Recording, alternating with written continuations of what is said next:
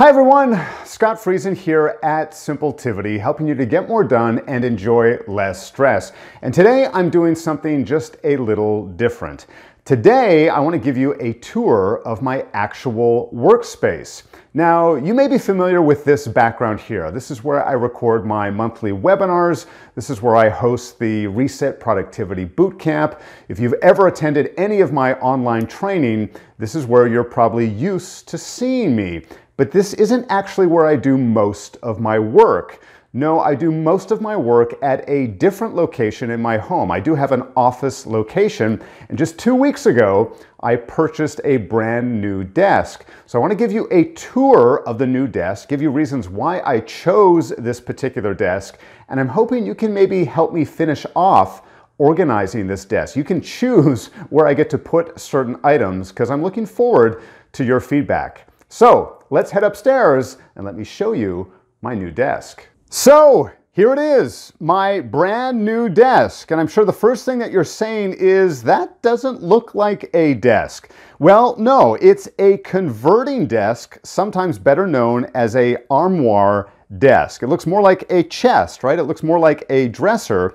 Well, I'm big on saving space, and so I purposely purchased such a converting desk. So not only can I save space, but I'm going to show you how I can easily pack up shop and leave my work behind at the end of the day. So with any converting desk, all you need to do is pull on one of these handles, and this desk part folds out. I've got plenty of space for my laptop, room for a notepad, a piece of paper. This is where I do all of my video recordings as well. One of the reasons why I chose this particular model is that as I close this up, for example, you'll see that it actually has some supporting arms here on the corner that fold out, right? The mechanism is built in. I wanted to make sure that I had a desk that was sturdy enough, because I'd seen other folding desks before, and sometimes it was just sort of a very thin hinge. That was the only thing that was keeping this part here. But this is more than sturdy enough for my laptop, for my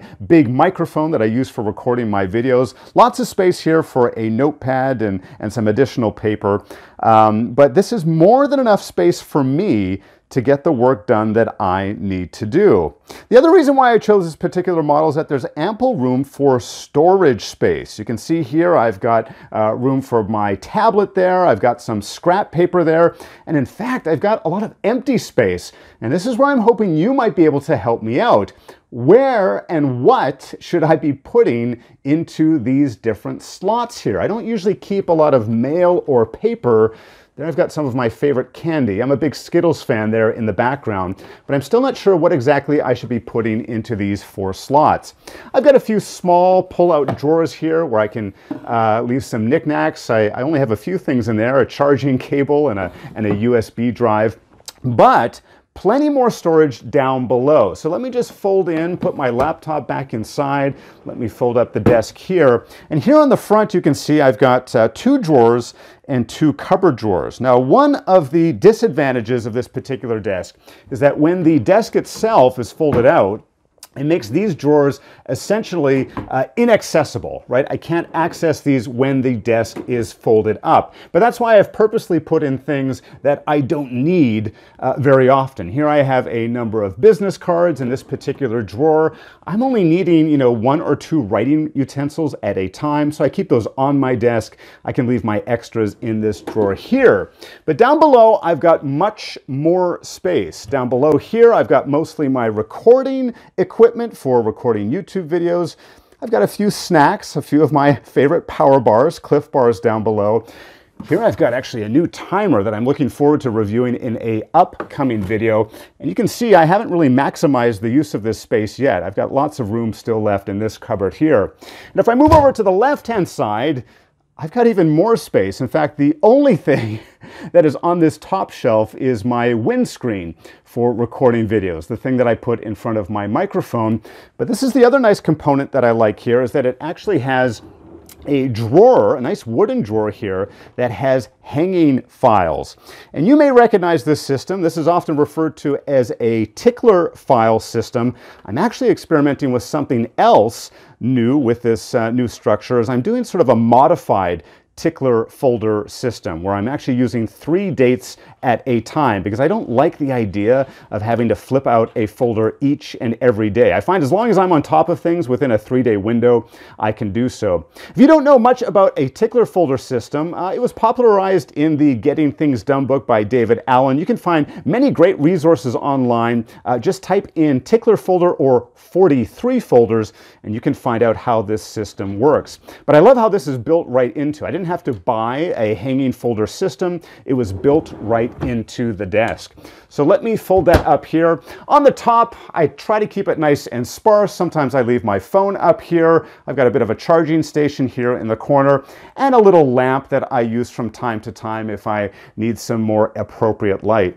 But let me fold this out one more time just to explain why I chose a folding desk system such as this. Now, I already mentioned that one of the reasons why I chose this desk is I like to save space and maximize my surroundings. That's why I wanted a converting desk. But there's another reason why I chose this particular desk, and that is at the end of the day, I wanted to literally close up shop, as you see here. I wanted to close my desk and actually hide my computer, actually make it a little tiny bit more difficult for me to access my desktop at the end of my workday. You see, I think it's important to finish your workday at a particular time. The reason being is that that's the only way you can guarantee time for other pursuits and other time with your family, with your friends, and maybe other hobbies. And I truly feel that by having a particular stop time or end time, it's going to make you more productive in the long run. So I like that I actually have to put my laptop, I have to tuck it in just a few inches here on the inside, and then all I have to do is fold this up, and it's sort of out of sight, out of mind. That was key for me. This is why I chose such a desk as this one. So I hope you enjoyed that little tour of my new desk and my workspace. I'm looking forward to your questions and your comments and feedback, but more importantly, I'd love to learn more about your workspace and what makes it unique for you. What do you love about your desk and your setup, and what do you wish you could improve upon? Be sure to let me know in the comments down below. I want to thank you so much for subscribing right here to the Simpletivity channel. I hope you give this video a thumbs up and don't forget to leave me a comment down below. Remember, being productive does not need to be difficult. In fact, it's very simple.